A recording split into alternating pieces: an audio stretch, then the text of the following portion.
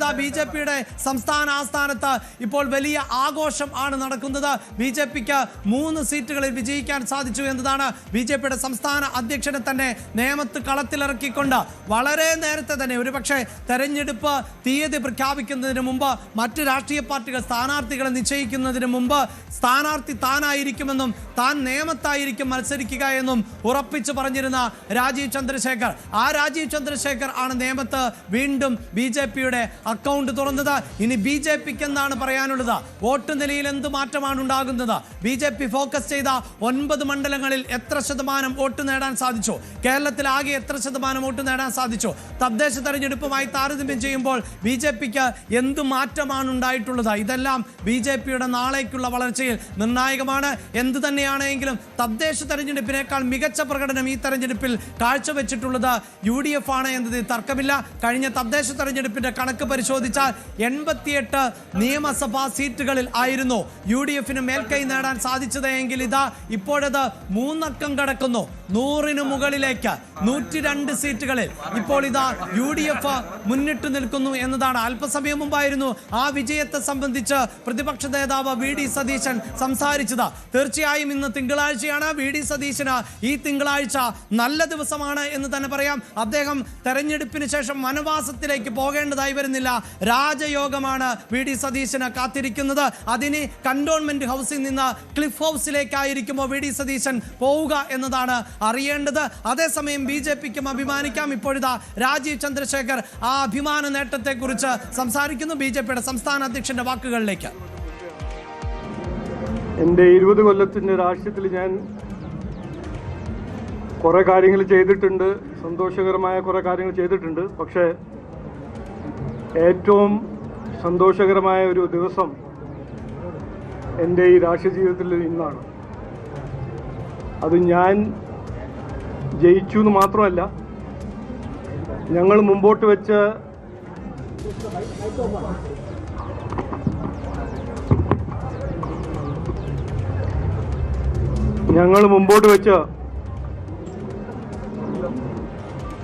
Narendra Modi ji inspire ചെയ്ത ഈ വികസിത കേരളം എന്ന ഒരു കാഴ്ചപ്പാടിന് ജനങ്ങൾ പിന്തുണ തന്ന് 3 MLA-മാരെ ജയിപ്പിച്ച് ഒരു ഇലക്ഷൻ ആയിരുന്നു ഈ ഇലക്ഷൻ. ഞാൻ ഈ ഇലക്ഷൻ്റെ മുമ്പ് 2 കാര്യങ്ങൾ കൃത്യമായി പറഞ്ഞതായിരുന്നു. അത് ഇന്ന് ഞാൻ എല്ലാവരെയും ഓർമ്മിപ്പിക്കുന്നു. ഞാൻ ആദ്യം പറഞ്ഞത്, ഇത് ഞങ്ങളുടെ രാഷ്ട്രീയ ചരിത്രത്തിൽ ഏറ്റവും നിർണായകമായ ഇലക്ഷനായിട്ട് മാറും, ഈ ഇലക്ഷൻ ഞങ്ങൾ ജയിക്കും എന്ന് പറഞ്ഞതായിരുന്നു. അങ്ങനെയാണ് നടന്നത്. രണ്ടാമത്തത് ഞാൻ പറഞ്ഞത്, CPM തുടരും എന്ന് പറയുന്ന കാലത്ത് 2025 മുതൽ ഞാൻ പറഞ്ഞ ഒരു കാര്യമായിരുന്നു, പാർട്ടിയും പറഞ്ഞ കാര്യമായിരുന്നു, ഒരു കാരണവശാലും CPM ഇനി ഭരിക്കില്ല. അപ്പോൾ ഈ ഇലക്ഷൻ ഏറ്റവും പ്രധാനമായി ഒരു ആൻറ്റി CPM ഇലക്ഷൻ ആയിരുന്നു. ആ ആൻറ്റി ഇൻകംബൻസി വോട്ട് ഞങ്ങൾക്കും കിട്ടി, കോൺഗ്രസിനും കിട്ടി. അപ്പോൾ ഇത് ഞാൻ പറയാൻ ആഗ്രഹിക്കുന്നത്, ത്രിപുരയിൽ വെസ്റ്റ് ബംഗാളിലെല്ലാം നടന്ന പോലെ തന്നെ കഴിഞ്ഞ 10 കൊല്ലം നമ്മൾ കണ്ട് മനസ്സിലാക്കിയ മാർക്സിസ്റ്റ് CPM-ന്റെ ഭരണശൈലിൻ്റെ ഒരു ലാസ്റ്റ് ഫേസാണ് ഈ ഇലക്ഷൻ്റെ ഒരു വലിയ മെസ്സേജ്. പിന്നെ ഈ 5 ഇലക്ഷൻ നമ്മൾ നോക്കിയാൽ അതിന് എന്തെങ്കിലും ഒരു പഠനം അല്ലെങ്കിൽ നമ്മൾ എന്തെങ്കിലും മനസ്സിലാക്കിയാൽ,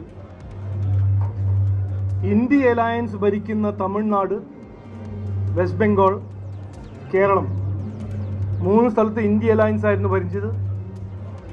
ആ 3 സ്ഥലത്തും DMK ആണോ TMC ആണോ CPM ആണോ ജനങ്ങൾ അവരെ തോൽപ്പിച്ചിട്ടുണ്ട്. അതേസമയം NDA-ന്റെ ഭരണശൈലിയും NDA-ന്റെ ഭരണവും NDA-ന്റെ വികസനവും നടപ്പിലാക്കുന്ന ആസാമും പുതുച്ചേരിയിൽ ഒരു പ്രോ ഇൻകംബൻസി മാൻഡേറ്റ് അവിടുത്തെ NDA സർക്കാരിന് കിട്ടിയിട്ടുണ്ട്. ഇനി കൂടുതൽ ഇന്ന് ഞാൻ പറയുന്നില്ല. നാളെ ഞാൻ ഇതിനെക്കുറിച്ച് ഞാനും ഗോകുമാർജിയും വി മുരളീധരൻ്റെ ഒരു പ്രസ് കോൺഫറൻസ് ഉണ്ടാവും. അതിൽ നമ്മൾ ഇതിനെക്കുറിച്ച് ചർച്ച ചെയ്യാം. പക്ഷേ ഇന്ന് അവസാനം ഞാൻ പറയാൻ ആഗ്രഹിക്കുന്നത് ഇതാണ്. കഴിഞ്ഞ 10 കൊല്ലം CPM ഭരിക്കുമ്പോൾ ഇവിടെ ഒരു പ്രതിപക്ഷ പാർട്ടീൻ്റെ ഒരു റോൾ ആരും നടപ്പിലാക്കിയില്ല, ആരും ചെയ്തില്ല. 10 കൊല്ലം ശബരിമല കൊള്ള നടക്കുമ്പോൾ, ജനങ്ങളുടെ ദ്രോഹം നടക്കുമ്പോൾ പറയാനും ചെയ്യാനും അസംബ്ലിയിൽ ആരും ഉണ്ടായിരുന്നില്ല. കോൺഗ്രസ് ഉണ്ടായിരുന്നു, പക്ഷെ അവർ ഇന്ത്യ അലയൻസിൻ്റെ ഭാഗമായിരുന്നു. അവർ മൗനം പാലിച്ചു. അതിൽ വലിയ മാറ്റം ഇനി വരും. 3 MLA-മാരുണ്ടാവും. ജനങ്ങൾ ഓരോരോ പ്രശ്നങ്ങളെക്കുറിച്ച് ഉയർത്തി സംസാരിക്കാനും മുമ്പോട്ട് വെച്ച് സംസ്ഥാന സർക്കാർ അതിനെ പരിഹരിക്കാൻ അതിന് പിന്നിൽ നടക്കാൻ 3 MLA-മാരുണ്ടാവും, BJP NDA-ൻ്റെ. അത് മാത്രമല്ല, ഇനി ഇവിടെ അഴിമതി നടത്തി ഏതെങ്കിലും സർക്കാർ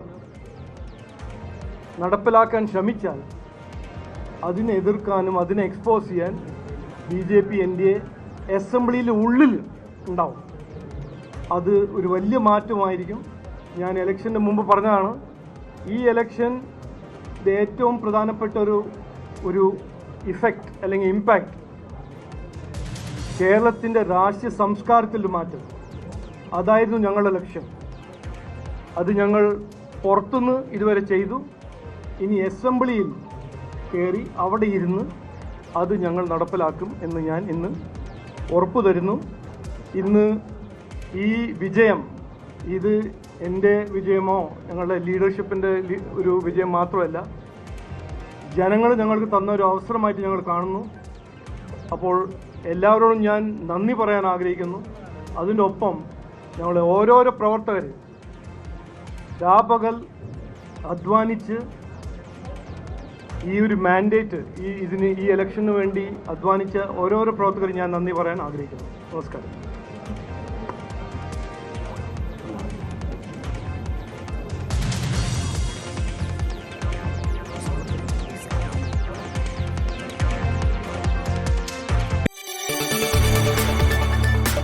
കൂടുതൽ വാർത്തകൾക്ക് News 18 Keralam YouTube channel subscribe ചെയ്യുക.